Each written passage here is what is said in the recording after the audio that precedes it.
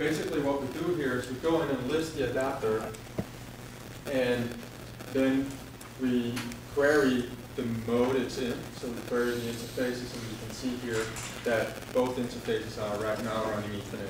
So in principle, like your server in your lab. And what we then do is we change the personality to Fibre channel, and then we go in and change the optics to Fibre channel optics, and of course connect it to our Fibre channel SAN. And what Van here will show you then is that before we let the server boot up, we will assign a worldwide name from the fabric to the adapter, so which we have pre-provisioned on the storage backend and masked onto, and then it comes up with its fabric assigned worldwide name and access to the pre-provisioned storage, which means that now you remove the dependency between the server admins, how you say, workflow, and the storage admins workflow. They can now work independently of each other and thereby improve how fast you can provision your servers. So then, if you... I mean, think about it. I mean, how many times, I'm always shocked the number of times I've talked to customers who it's actually easier for them to buy a new server than it is for them to actually get the funds to buy new I/O cards for a 2-year depreciated server, get the downtime to actually go out into the data center, shut the box down, open it up, add the cards, right? That's basically a more disruptive, difficult maneuver than just buying a new server, right? And so with this, you now have the opportunity to put, you put 2 of these dual port cards in your box. Don't even put any optics in if you don't need to, right? And now 6 months later, you can go, oh, you know what? I'd like to be running 10 gig Ethernet, or oh, I'd like to be running more 16 gig fiber channel. And all you're doing is walking out, plugging in an optic, and patching a cable. You don't have to open the box. You don't have to take a downtime. You don't have to deal with any of that stuff. Ideally, it would be nice to get to the point where you don't have to swap the optic either. I mean, certainly getting a dual VCSEL transceiver where you can just have OM3 cables and sit on the beach and go Ethernet, fiber channel, Ethernet, fiber channel. Would be nice. On the same card, is it, do you have to have both the same? No. So you can have Yes. one Ethernet, one fiber channel? That's right. It's yeah, it's of not. course, that would mean you have no multiple paths. It's dual. No, but Just put 2 cards. you always place 2 cards. Yeah. You don't use the same card to do your multi-card thing. Yeah. Right, and doing 1-in-1 would mean you're protected against Yep. hard. Yep. Exactly, and that's what we Fair. recommend is 2 dual port cards, and so you can use, you can do 2 Ethernet, 2 fiber channel, and it provides an interesting option for the more paranoid of us, in that now you have kind of a phased approach, in that if you want to converge, you can first converge in the card, right? So now you're not reducing cables, but you're at least reducing the number of cards you're managing, and you're reducing the number of drivers you're managing, you're reducing that sort of thing.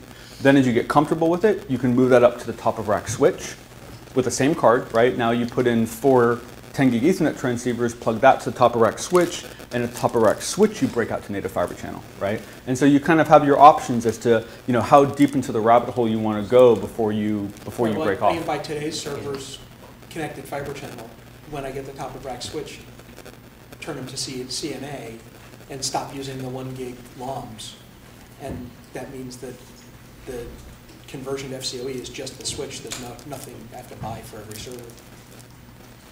Correct. Well, yeah, and the thing you got to remember too is that these cards, whether you're looking at the last generation, 1010, 1020 CNAs or the new 1860 fabric adapters, it's funny because when you actually load the drivers and log into the box, it thinks it has HBAs, right? It has HBA drivers, right? It doesn't know.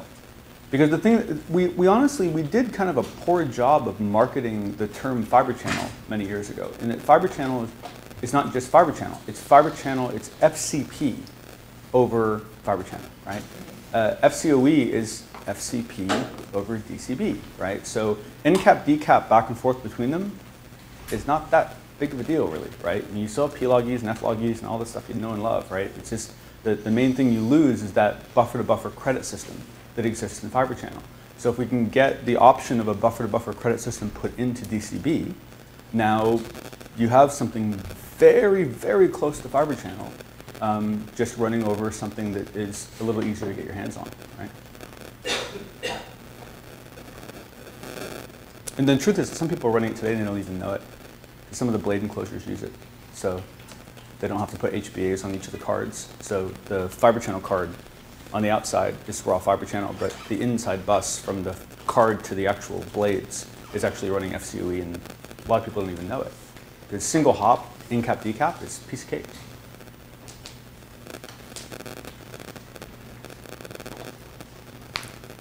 Okay, so what Van is displaying... If you could all tell me what line 43 says. So you should be able to see this right in front of you as well. So what Ben is displaying here is that the storage admin, he goes in and he says, okay, server guy, connect your new server on port number 2, then I will assign your Fabric assigned worldwide name and provision a LUN for you. And then whenever you come in with your adapter, you can just connect it. And I don't care which Fabric adapter you take in the pile and put in your server, I'll make sure that you get the worldwide name that you need. And so you can see here what Van is doing is he's assigning worldwide names to port number 2 in Fabric A and in Fabric B.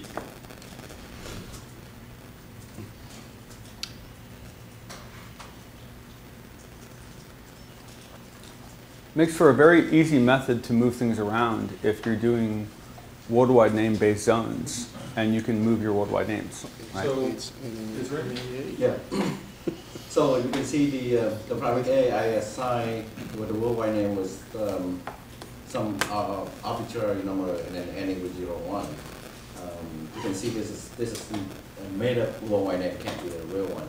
And then on the private B side, this is the server with 2 ports in an adapter, and one port connected to the different private. And on the other private is ending with 11. And you can see the zoning has been pre-made, that zoning with the storage. So when the server boot up, we'll carry that worldwide name, and it will zoning with our storage, and we'll get the LUN right away. And it's been pre-prepared. So now I'm going to go to my server and power on the server. And needless to say, this gets really interesting for Sandboot. So what sort of impact does this have on security?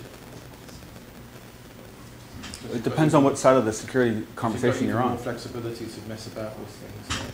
Oh, well, certainly. I mean, but essentially what you're saying is I'm moving the end of my tunnel, right? Is the tunnel itself any less or more secure? No.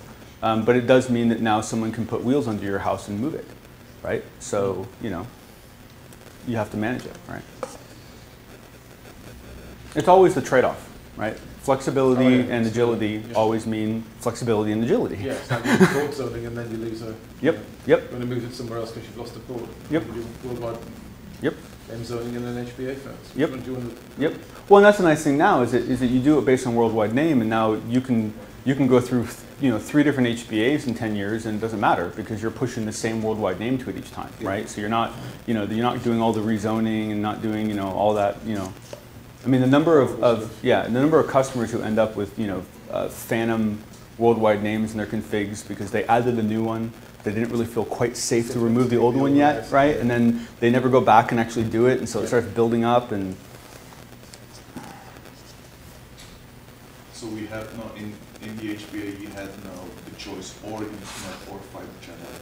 How about splitting those channels on the port?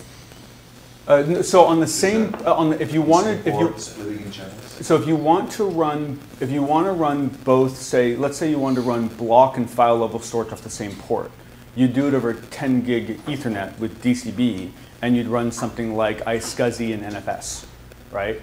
Because you can assign those to different priority queues. But you can't take, the problem is that Fibre channel and Ethernet have different timing mechanisms.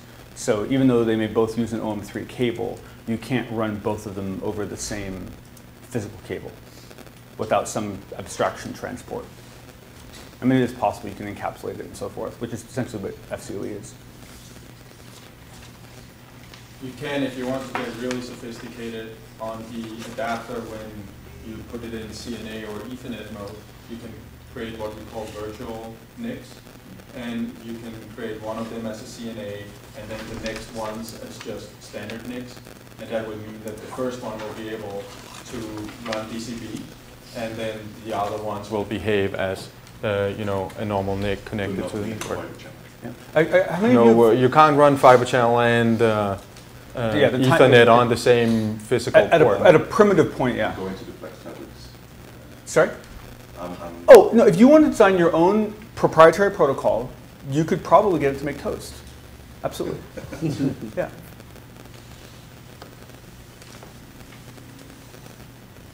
But if you could get it to slice bread, that would be impressive. Yeah. Or find lost socks. So I would like a protocol that finds lost socks. So what we see now is that our server is coming up, and you can see that it retrieves the fabric assigned worldwide name, and that's what the adapter logs in with in our fabric here, and we can see it displayed. As we go to the server, we can then go and validate that our storage admin has done his work correctly and given us the LUN he promised us.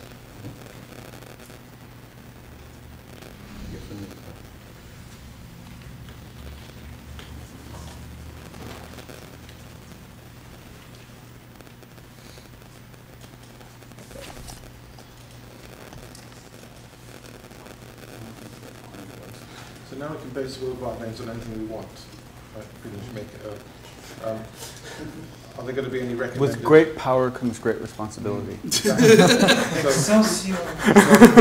there going to be any equivalent of your 192.168 private networks? You know, are they going to be adapter ranges that are sensible to use, where you've got the OID is a virtual OID rather than belonging to, say, your company or to somebody Well, else? you can't make up the whole one, right? It's still based on the company UI, right?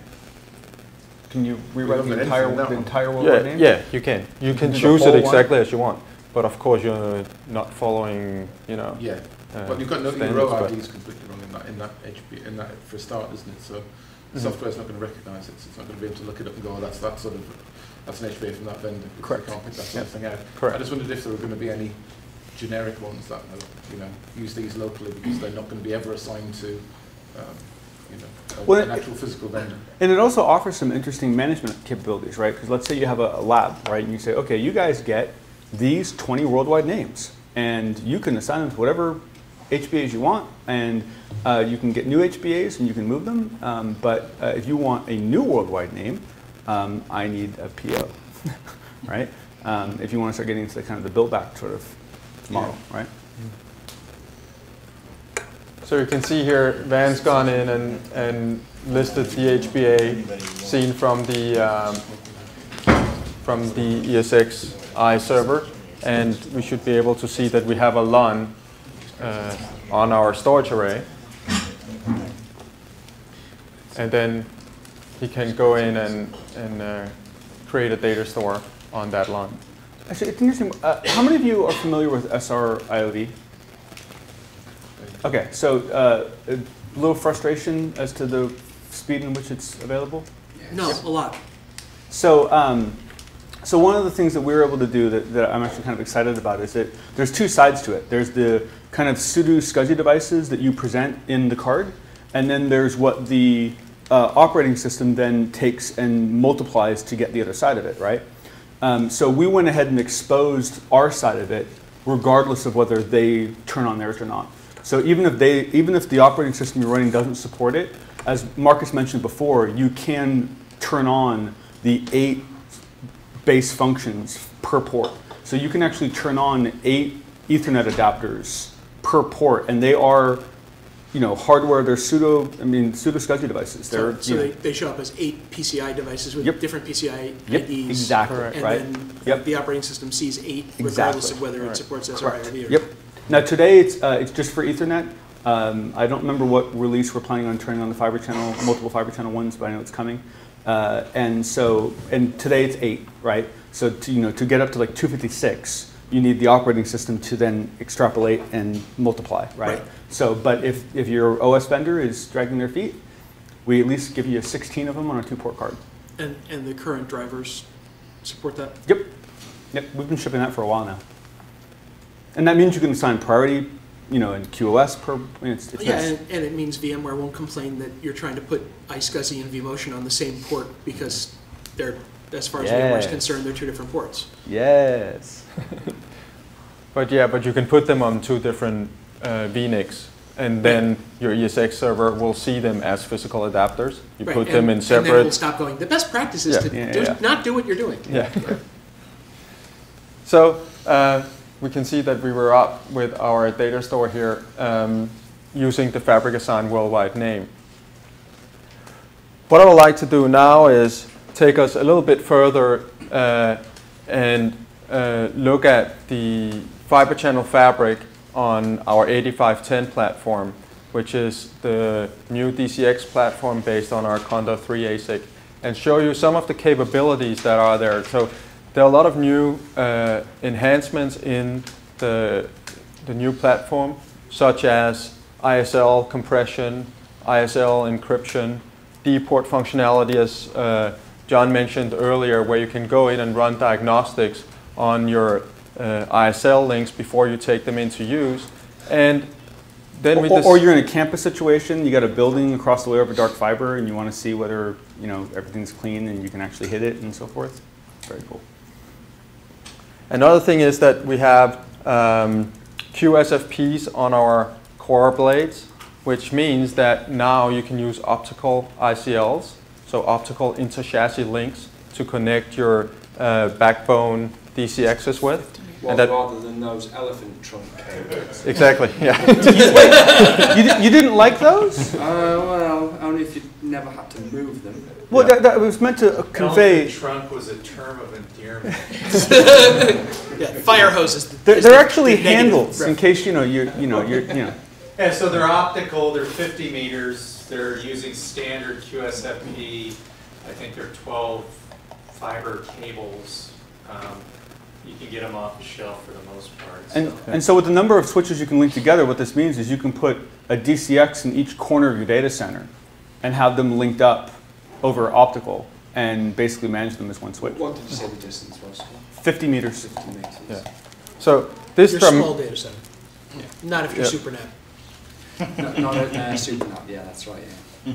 But this dramatically changes how you can design your topology for your SAN, because now you don't have to use any host ports to connect your backbone DCXs together. You can use the ICLs, and since you're connected directly into the fabric, you're also in the core blades, you're now having lower latency. And what you will do at the end of this day is actually build a fully meshed 6-node fabric, and then we will run some traffic on it. What we will give you is 2.5 cable each. That means you have to work together with the guys sitting next to you. But we will go in and cable up the 6 DCXs we have for you, and you can connect them up with ICLs. But before we go to that, we wanted to show you a very interesting feature which is called forward error correction. And the reason why we picked that one out in particular is that it's one of those that are a little bit hard to do at home. What we will show you is that with forward error correction, we can use the encoding to correct errors on the link between two switches if the signal is distorted in some way. So what we have is basically an ISL, a host, and a target port on separate switches, and then across that ISL we've put an attenuator in line.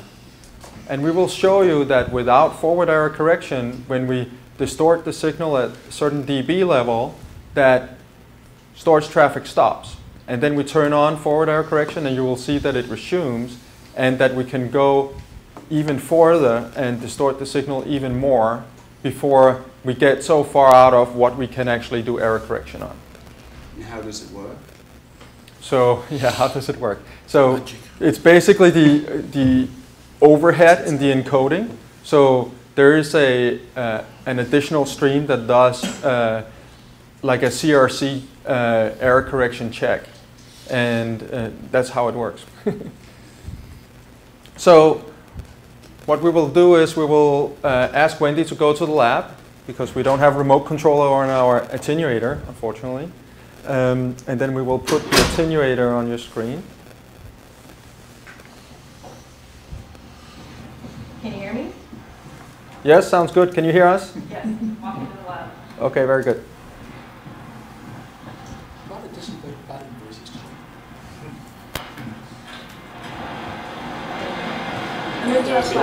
That sounds like a lab.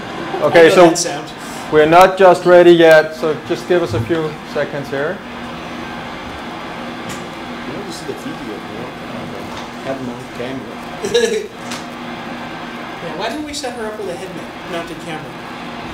That would be fun. Next time. It's a good idea, Fabian. Okay, so now you can see the attenuator in front of you. And we already dialed it up to 7 dB. Then I'm going to bring up the host. Sure.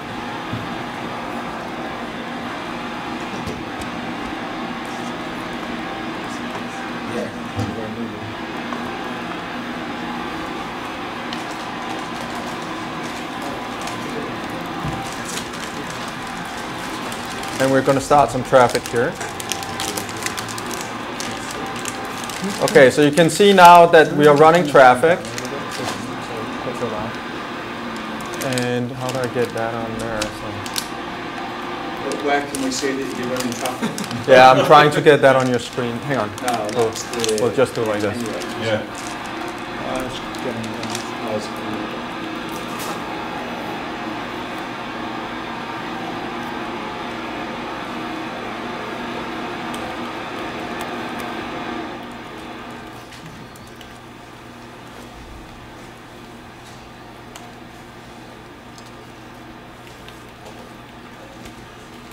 I mean, part of the problem is trying to address is that there's a lot of people who work in data centers that don't know how to treat fiber cables, right? They do all sorts of interesting things to them. So, being able to sustain a certain amount of, interruption in that transmission flow and still, allow that initiator or target to see perfect traffic, ends up kind of giving you that extra layer of protection.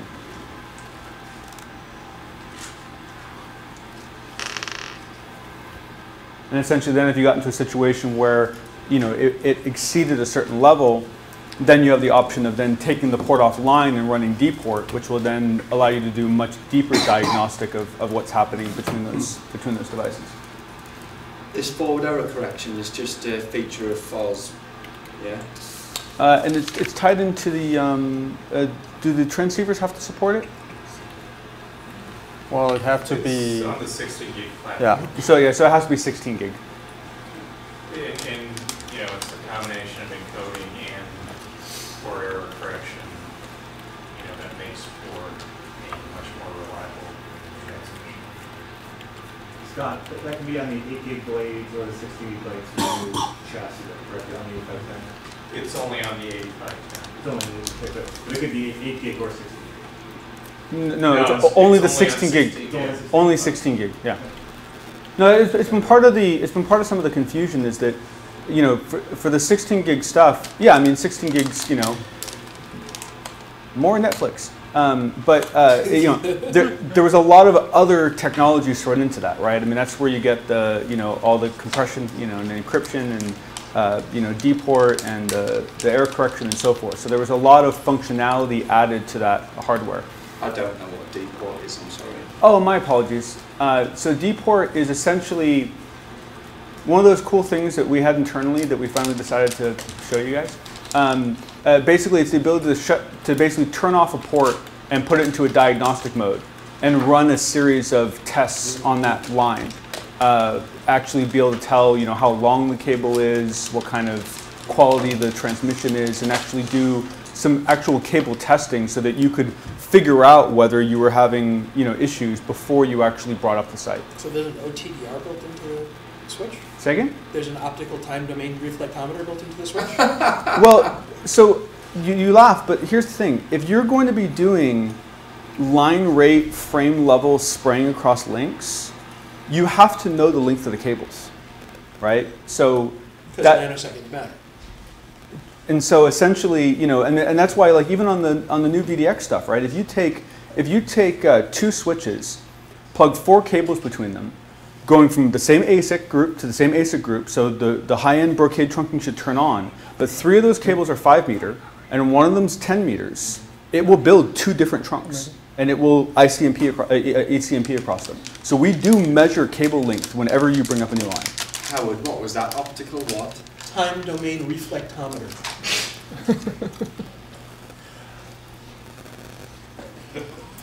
Okay, so we're ready to go here. Is it more than 140 characters? He's trying. So what I have between my 2 DCXs here is I have an ISL, and on one side I have the host, on the other side I have the storage target. And what we will do here is we will look at our E port here. Right now I've disabled forward error correction. Per default it's on, okay? But it's to show you that once we get to, you know, an attenuation of around 7.5, 8 dB, we will see that the storage traffic will stop, and then we will enable it, and we should see the storage traffic resume, as well as that we should be able to go distort the signal even more. So let's start our iometer here on our host. So we're running now, Wendy, and you can start turning it up. Can you hear me? Okay, very good.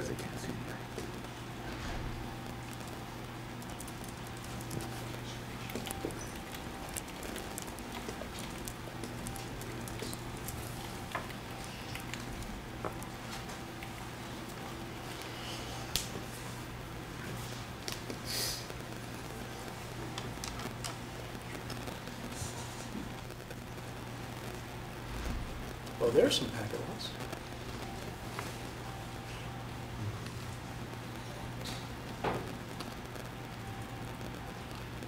That looks good, Wendy. Yep, stop there.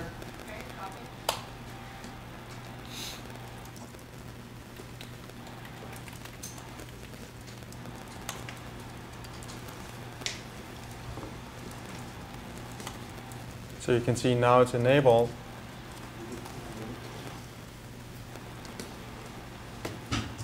And then ideally, iometer should recover, as you see here. And we're now able to pass traffic again.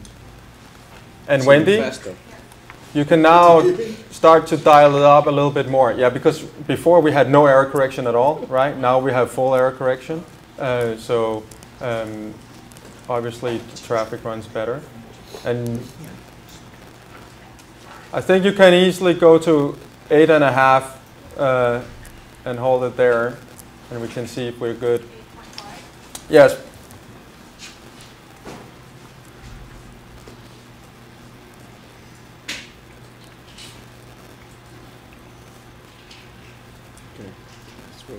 Okay, we look good. Please go up a little bit higher. It's not going to explode. Does this one go to 11? There we go. No. There we go.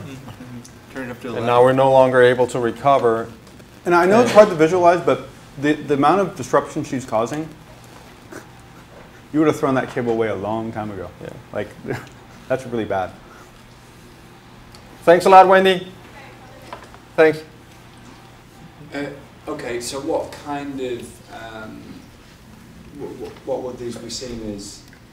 Class 3 discard, CRC errors, NCO? That's how it would eventually bubble up. That's how you'd see it in the end. Yeah. But in data center situations, it would be things like, you know, bend radius, stepped on cables. One of the biggest problems is, yeah, that's, I mean, I know people that they think people are being paranoid, but because of the way static electricity works, if you unplug an optical cable, set it on top of the server next to you so that you can actually slide the server out because you know the cables are never long enough, and then you put the server back in and you take that cable and you plug it back into the transceiver, you've transported dust. you don't know it, but you have. And when you plug that in, what happens in most cases is that dust transfers from the cable into the optic, right? And then a month later you do it again, and a month later you do it again, and a month later you do it again, and 2 years later, optics are failing that shouldn't fail, right? And the truth is they're not really failing. The problem is that you've scratched and blocked and done all sorts of damage to the inside of the optic, right?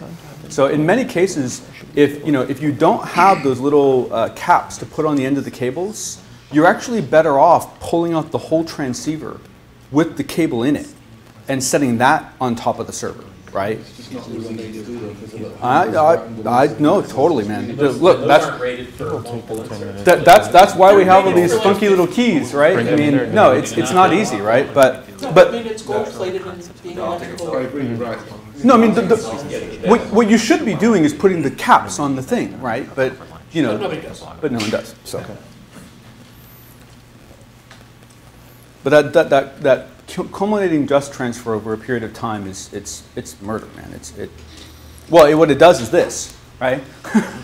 So with the error correction, you can get away with it for longer. So The other thing, too, we're rewarding bad behavior, kind of. With the diagnostic ports, right, so you can run these tests. We're going to run optical, we're going to run electrical tests. So you know, we have people that run around with microscopes looking at cables, looking at optics, looking for dust, things like that. And this will help isolate you so you don't have to do that. You know, spend less time trying to find these types of problems. Run the tests, figure out where the problem is, and go from there. Hey, somebody's just tweeted in here. Is this a better idea or not? Just pull the transceiver out. Well, we just said That's what I just said. We just said that was a better idea. The part about pull the transceiver out and put it on there. Because with gold-plated electrical connectors, every time you slide them, they're self-cleaning. Yep. So is the forward error correction is only an ISL facility, or?